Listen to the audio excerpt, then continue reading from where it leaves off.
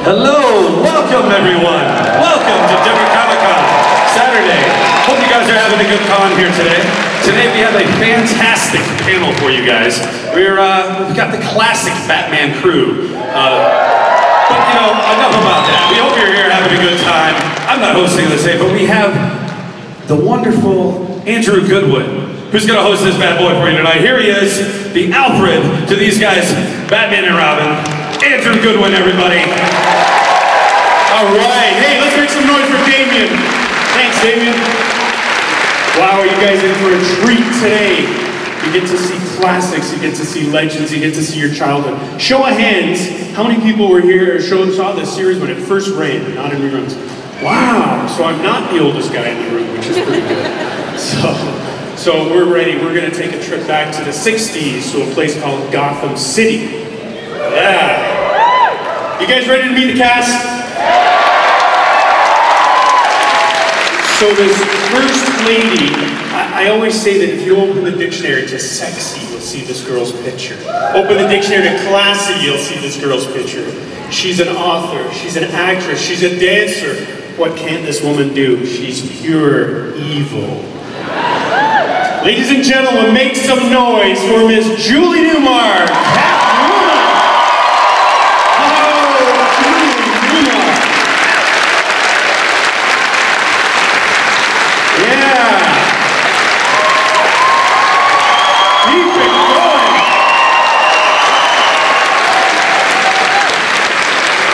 Hey, she's wearing cat ears. She's got her cat ears on. Oh, Julie.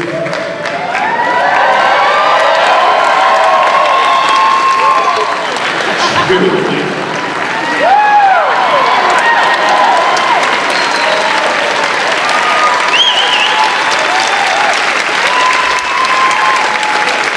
Every time I see you, you've got two big muscular guys with you.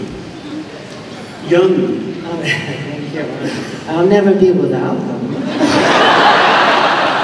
Oh, have a seat over here, Julie. Right there, Julie. Yeah, well, let's keep this going so we can start getting some questions and have some fun.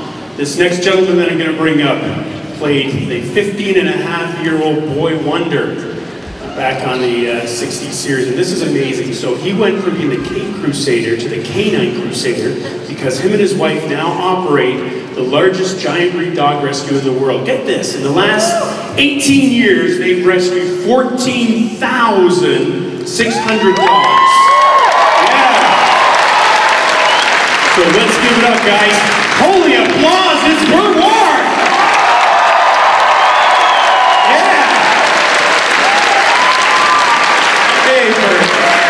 All right, ladies and gentlemen, Burt. Yeah. Welcome to Denver, Burt. So we've got another chair to fill here, and this next gentleman has gone on from playing the Cape Crusader to the mayor of Quahog on Family Guy. He's done The Simpsons. He's done all sorts of movies. We can't get rid of the guy. And we love it. There's no rubber suits or cod pieces needed. It's all pure West. Ladies and gentlemen, give it up for the classic Cape Crusader Batman, Adam West.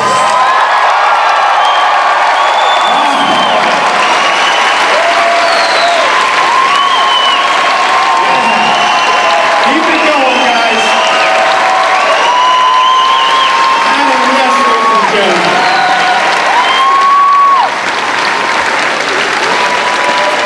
Make some noise, guys. The cast of the 1966 Batman.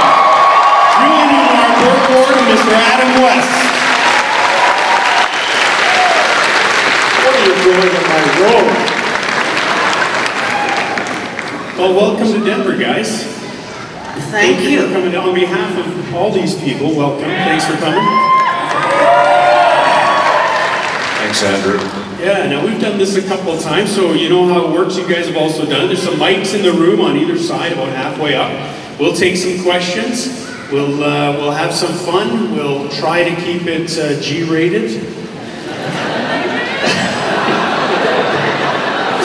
said try, Julie. I said try. So do we have some people coming up to the mics here? We can get some questions going. Oh, we've got a first person over here. Hi, sir. Let us know your name and where you're from. Oh, okay. My name is Trevor. I live in Denver. I'm originally from Rhode Island, but wow. I was a huge fan of the show when I was about 5 years old. Me too. I loved like every episode except the one where Batman and Robin, where Mad Hatter steals their skin and turns them into skeletons. That one traumatized me and I couldn't watch it. But other than that, I love every episode. But you know, and as I get older, I look back at people talk about the show as being somewhat campy and silly, and I can see that as an adult sometimes looking back on it, but at the same time, every time I hear that, there's a part of me that's like, yeah, but I was 5 and I thought it was amazing. Like, was there any point during the show where you kind of thought, this is a little too silly or ridiculous, or was it always just, well, kids are gonna love it? Never did we think that. We were terribly serious crime fighters.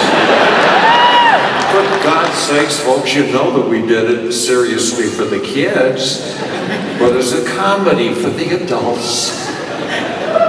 Thank you. And that's why I think it's lasted so long. Yeah, Adam, Burt, or Julie, anything to comment on that? It's funnier that way. It's better when you have fun. You know, you guys have got the dark night, but I'm the bright night, for God's sake. Like Julie said, we have fun, and we try to entertain you, give you some laughs, relieve the anxieties, and give you a better life along the way. And may I say, you all turned out pretty well, didn't you? All right, thank you for the question. Let's go over to this side of the room. Hi, when you were doing the show, looking back now, would you have rather it been more serious, like Michael Keaton's or Christian Bale's, or would you keep it just like it is? Well, we keep it that way because we reflected the times. We were an homage to the Batman comics as it had existed. And by the way, it's the 75th anniversary. Of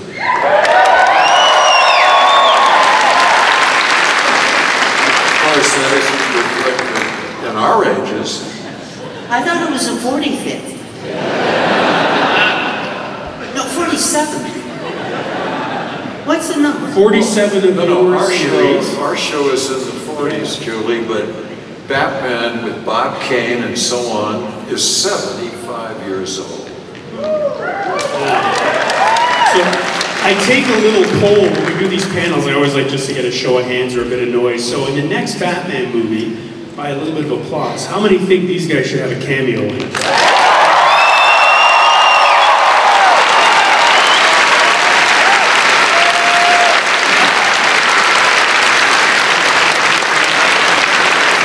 We'll take that as another yes. Starring roles, yeah, that's more like it. What'd you say? Having a new cameo in the new movie. They all feel you should have that. No, you don't want to compete with yourself. That's ridiculous. You want to go on in life and do new things, create new things, follow your star. It's your star. It's your life. All right, why don't we go back over this side? Hey guys, my name's Smitty. I'm from Thornton, Colorado. First of all, Julie, Burt, Adam, welcome to Denver. Thank you. And just basically for Adam, my wife and I actually just saw starring Adam West a little while back, and did not realize that you served time in the Navy, sir. As a disabled vet, I just want to thank you for your time.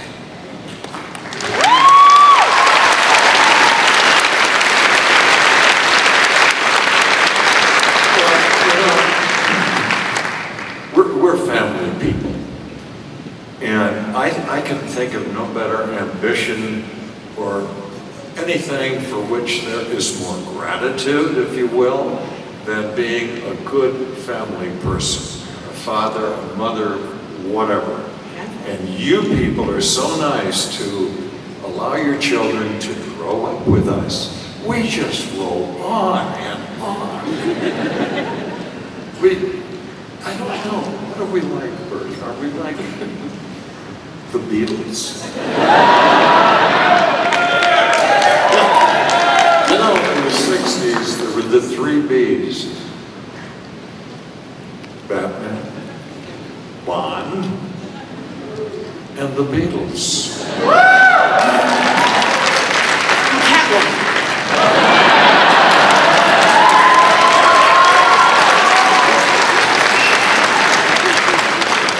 I can't think of a Catwoman with whom I'd rather be involved than Julie Newmar. The greatest. You see, all those other Catwomen have tried to emulate Julie. They've been good, but not nearly the success.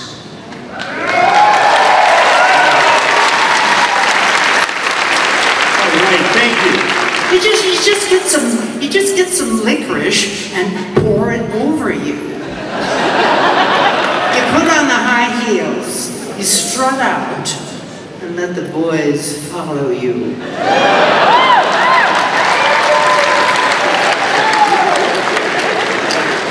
Just to let the sound man know, Adam, Burt, and Julie are having a little trouble hearing this mic up here. That's why I'm standing back here. I'm not trying to photobomb anyone's photos, but so hopefully this does a little better. Let's go back over to this side of the room. Hi, I'm Eric from Parker, Colorado. My question is kind of to follow up on that one. How do you feel about the other representations of the characters that you really started portraying for all of us in the 60s as they've gone through the movie versions over the last 2 to 3 decades? Nope. I don't even think about it. You know, they do their thing and we did ours. And, you know, they have a lot of money, talent, production expertise, everything at their command to do the new Batman movies. We had like 30 days and our imaginations and some very good costume people and makeup people and others. But I don't think of it because it's a whole different breed of cat. But the great thing is, it's so good to begin with that it'll go on and on and on. And there'll be many interpretations 100 years from now. And your children, your grandchildren, one of you will play Batman or Catwoman. It's like the great operas, the great music, the great anything. We're just blessed to have this opportunity and to see you here. Yeah, the interesting thing about Batman is it can be, as Julie said, on any level or in other universes even. You know, Batman could be on several platforms. It can come to you in so many different I'm pushing for something.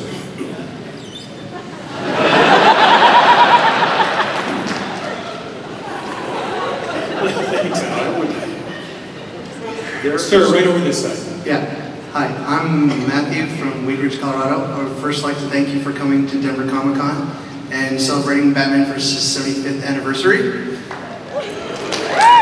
Thank you. And looking back on your characters, what is like the most funnest thing that you've done on the set of Batman, the TV series, that you have done? In my case, it was surviving.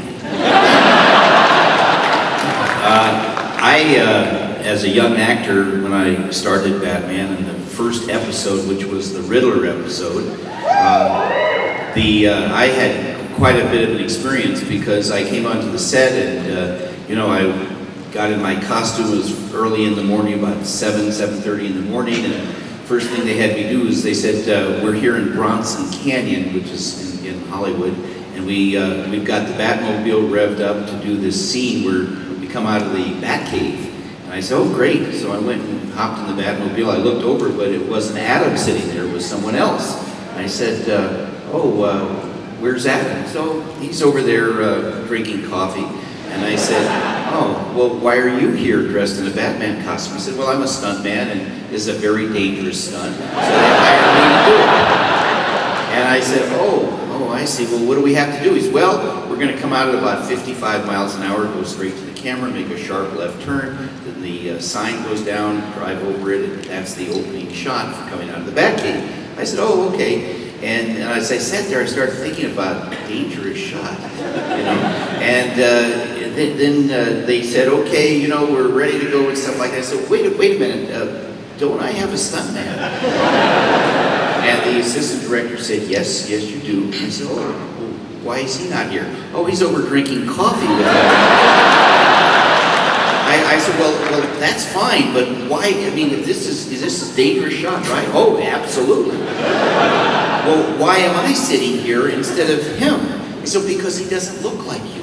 I said, well, why did you hire him? We couldn't find anybody else. So anyway, came out of the Batmobile 55 miles an hour, came out of the Batcave, and unexpectedly, when we made that sharp left turn, my door flew open. And as I started to fly out, because of the tremendous centrifugal force, I was lucky enough to catch my little finger on the gear shift knob, which kept me in the car, but pulled my finger out of the socket. And then the door actually hit one of the lights and knocked the cameraman off the stool he was sitting on. I mean, it was a real big mess up, and I got out, they said, Burt, my God, your hand is all swollen up. I said, I know, and they said, well, we better get you to the doctor. I said, great. He said, well, we'll do it just as soon as we get to shot. I said, well, wait a minute, and it was about 2 hours later, and that was the first of 5 days in a row of going to the emergency hospital. Never been to an emergency hospital. It wasn't accident prone, but 5 days in a row from explosions and gas and everything else that you can imagine. Fireworks. Anyway, so surviving was actually the very first thing. Oh, I did want to add one thing. They did take an insurance policy out on me. You know, fortunately, I survived, but I honestly believe during the last 3 episodes, they were trying to collect on that insurance policy.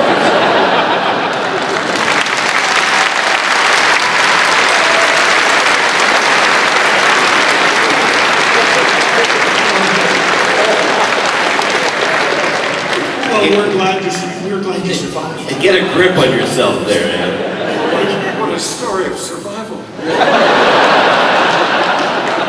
I've got to compliment Burt. I'll tell you why, folks.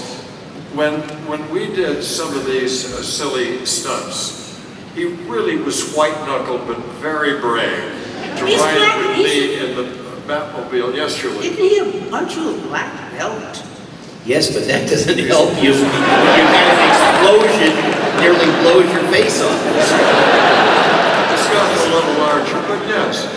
Anyway, Burt was in a sidecar with the Batcycle. I was to push a button, and Burt was to spin off in a way that captured the villain or whatever the plot point was.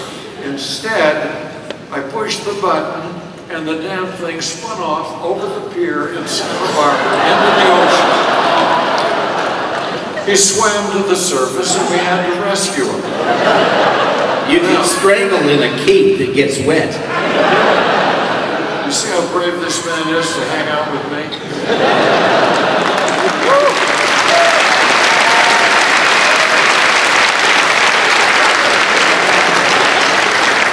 All right, sir, over this side. Hi, I'm Henry from Littleton. I was just wondering if you could go back in time, what words of advice would you give your younger selves? Younger self? Yeah. Stay alive. Stay alive. Never leave town. Stay on the farm. I can't think of anything, even with those terrible 4 o'clock in the morning regrets, when you're being haunted by the yellow hound nipping at your thigh. And you think, where did I go wrong? Why did I do that? I can think of nothing we would have changed. Look, who has people like yourselves come to visit? This is wonderful. This is so nice to see. Very good. Sir. Hi, everybody. My name is Byron, and my question is for Ms. Newmar. Ms. Newmar, how involved were you with that iconic 90s movie, To Wong Fu, Thank You for Everything, Julie Newmar?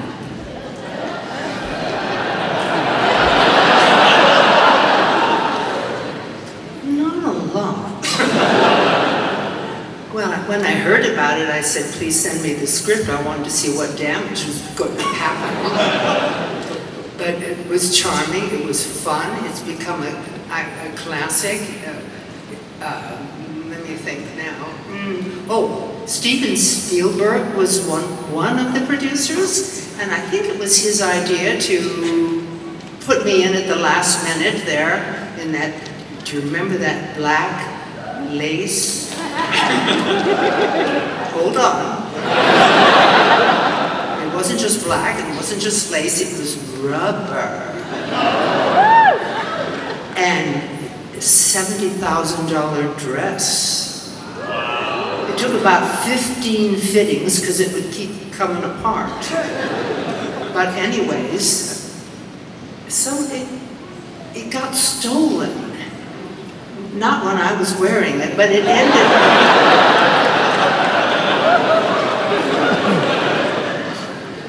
Weird crowd. It ended up in Watts. You don't know where Watts is, but yeah, anyway, yeah, all right, so it was fun. Thank you for asking. Thank you. Thank you.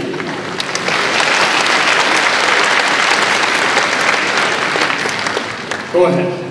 My name is Amanda, and I'm from Fort Morgan, and I actually started watching the show through college. I actually used your version of Batman looking from more historical standpoints as some like term history papers.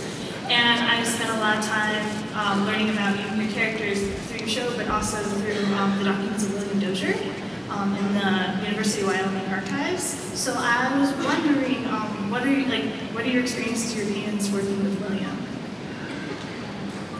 The last one. He's a brilliant, brilliant producer. Very bright, worked at Fox, did a lot of very successful shows. He's a good reason for the success of this show. Don't you agree, Adam? Absolutely. He picked you. Dozier and I got along.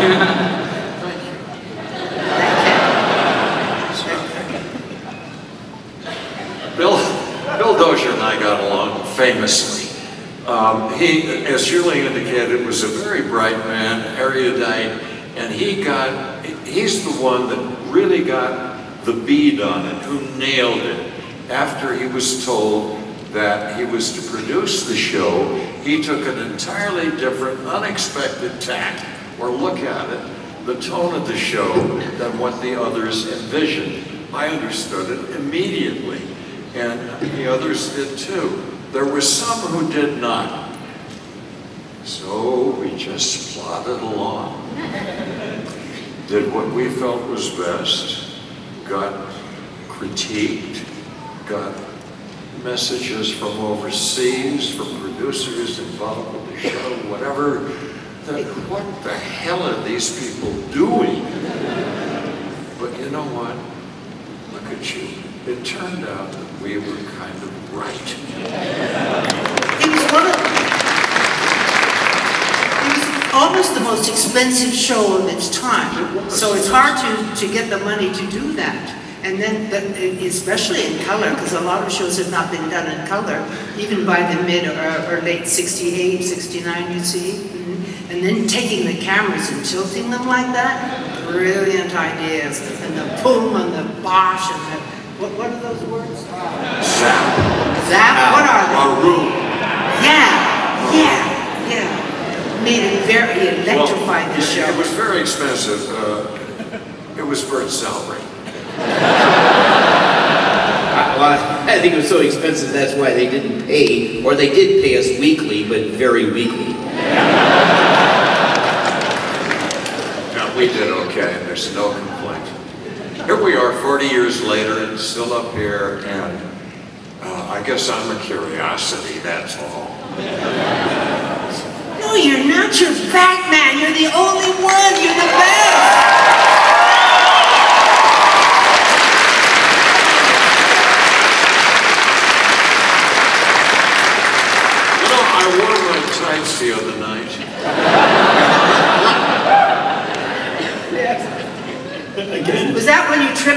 and your dog knocked you over and you hurt your back?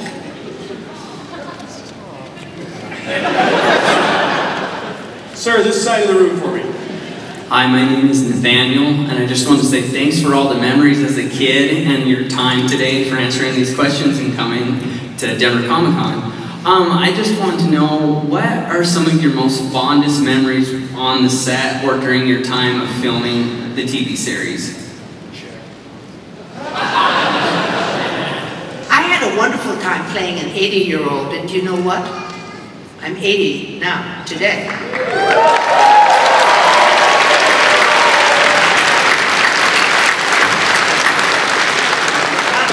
I don't know why 80 is so much fun, but guess who was sitting next to me? You remember? He's married to Barbara Streisand now.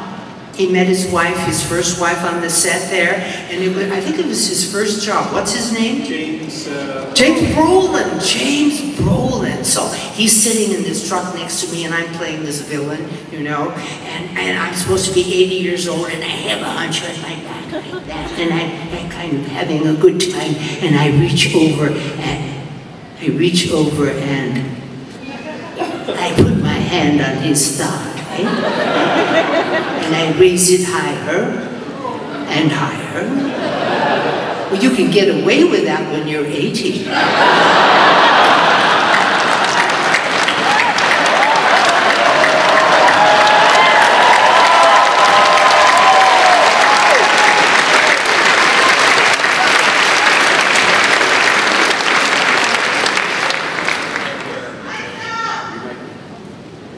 I think you might have muted your mic there, Adam. There you go. Try that. Oh, that's so modern. I have a t-shirt that says 80, the new middle age. That's what's happening, folks. Take encouragement. Very good. Sir, over this side of the room, please. Hi, my name's Jonathan. I'm from Lafayette. And you guys are all fantastic actors. I'm really grateful that you guys came to us over here. My question is, you guys have had quite the career, and I was wondering what the most ridiculous thing any of you has had to say for a job was. For me, I'm Family Guy. But what was it? I can't say in this mixed crowd. No. We better take a different question, just in case to keep this family oriented. Over this side of the room. Hi, I'm Dave from Fort Collins. Thanks for coming out, like they've all pointed out already. My question is actually for Burt. How did you come up with those amazing catchphrases? Well, a lot of them were written into the script. We did have a number of writers, I believe about 32 different writers over the course of the series, and some of them were really very good, and they wrote the dialogue. See, the holies that I said always were appropriate to the situation. It wasn't just something that was non-consequential. It had something to do with exactly what we were doing. So, but some of the lines they had me do were really very difficult. And that last question, asking about something that was hard to say, I remember there was a question that I had to ask Batman, and of course with my dialogue, it has to be very rapid. They wanted, high energy. So I had a line that was something like, "Gosh, Batman, haven't you some anti-ballistic backflax in your utility belt?"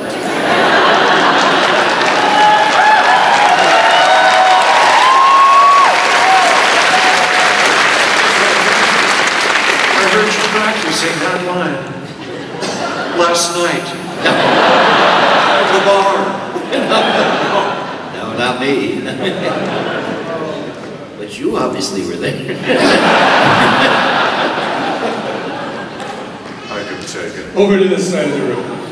Hi, my name is Stephanie. I'm also from Fort Collins. Thank you so much for coming out. I mean, you guys are the classic Batman cast. It's so cool to have you here. I have a request for Mr. West. Would you please say, "Quick Robin to the Batmobile"?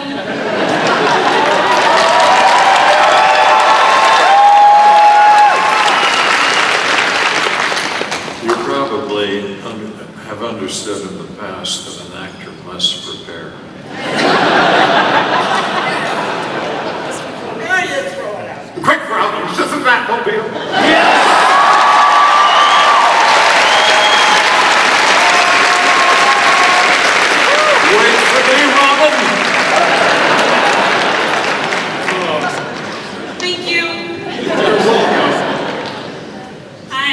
I'm Lisa, and I'm from Westminster, and I actually am going to school at the University of Colorado at Denver, getting my master's degree, so woohoo! Great. And I'm writing my thesis work on visuals of Catwoman. And Ms. Newmar, I am just ridiculously happy that you brought Catwoman back from pretty much nothing. So thank you so much for taking that part. One of the quotes I read recently said that you think that Catwoman is all about female empowerment. Can you express or say a little bit more about that? I never thought about it that way, but it became that way. I noticed in time people come and tell me what they feel about this. It seems, who's meowing out there?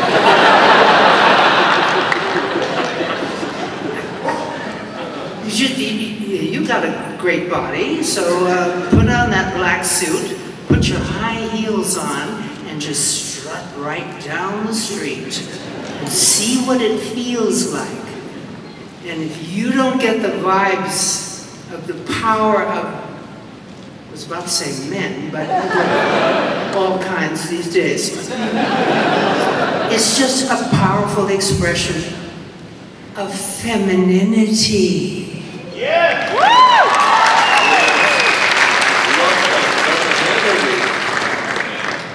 And you're, I mean, we have all the power we need, don't we, girls? You don't need to add anything. You just gotta think it. And dress it. And strut it. And then enjoy it.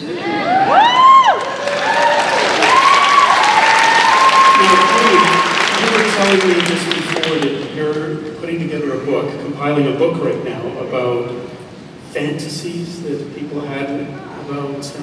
Oh, yeah, thank you. First Fantasies, I have a book called First Fantasies. I haven't put it out yet, but I'm gathering stories from people like you, like anyone, but they are, the fantasy is when, well, here's how it began.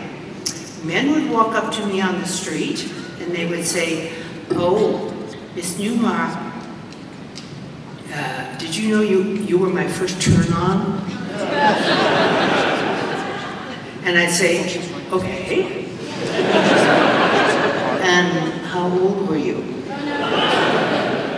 But here's the lovely thing, here's the great thing. You know what the answer was? 6, 5, 4. No, I'm not kidding. I'm not kidding. There's something about us as human beings that is just built in, that just knows all. Things just have to happen in order for you to shine in this world. So what I'm asking you, if you'd like to write a story, and it doesn't have to be, I don't want it about me, I want it about anyone that you saw of the opposite sex, usually, that said, I am the master of the universe, and I know that good things are going to happen to me, and for sure she's going to have dark, long hair, or you will just see this, and you'll remember this, and you'll write it down, and it only has to be 1 page, that's all it has to be. And if you go to my website, which is julienewmar.com, or Julie Newmar Writes, and you feel like sending me your story of who lit your fire when you were a youngster, I will give you your story to the world. Thank you. Thank you. All right, we've got time just for a couple more over this side. Hi, my name is Kyla. I'm also from Fort Collins, and I would love to thank you guys for being here. You guys are pretty cool. And I was curious, because my favorite thing to be pulled out of the utility belt was definitely the shark spray, because that was just beautiful. And I was wondering, what was your favorite? Out of the utility belt? Well, I had anything that I might need at any given moment in time. I think the bat shield. felt so secure behind the bat shield that out of that little tiny pocket, yes, I could immediately pull a shield that big. We worked wonders. I won't tell you how we did that, but it was tricky stuff. I think for me it was the peanut butter and jelly sandwich, change of underwear, you know, whatever you needed at the moment. They didn't feed you?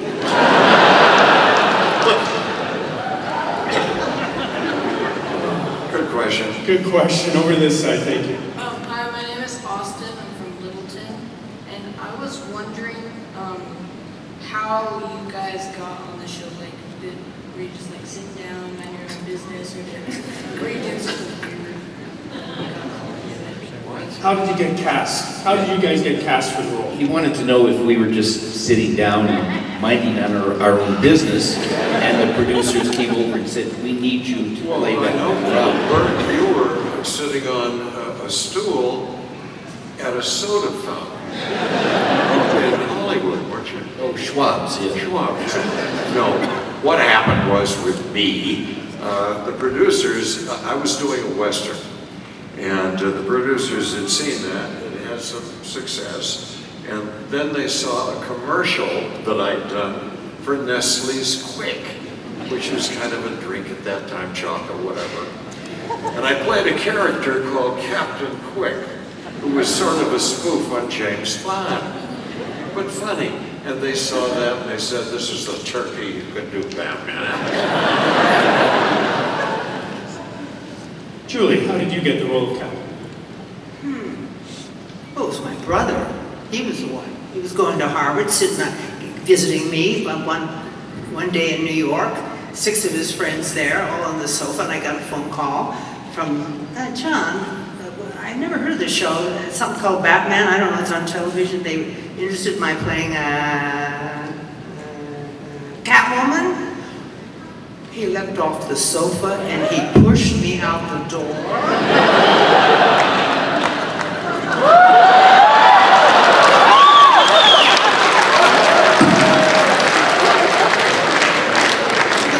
Someone else, didn't they? What was her name? Michelle? No, not Michelle. No.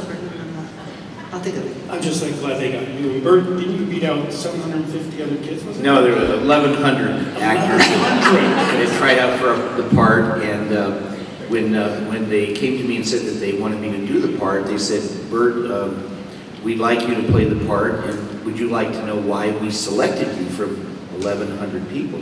I said, yeah, I think I would like to know. They said, because in our mind, if there really was a Robin, then you would be it, you personally. And so we don't want you to, quote, act. We want you to really just be yourself, be enthusiastic.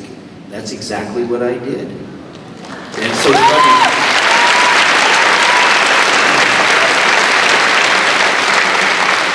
It's so funny because when Adam and I and Julie make appearances, a lot of times people say to me, gosh, you really talk like yourself.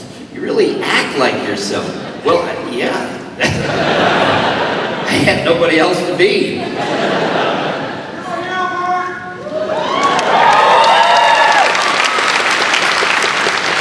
So from here, Julie, Burt, and Adam are going back to the autograph session. There's an area to sign some autographs. And then at 3 o'clock, they're going over to the photo op area so you can have a picture taken with them. And I gotta tell you, I'm the luckiest guy in the world. I get to stand up here with these guys and you can go get a photo with them as well.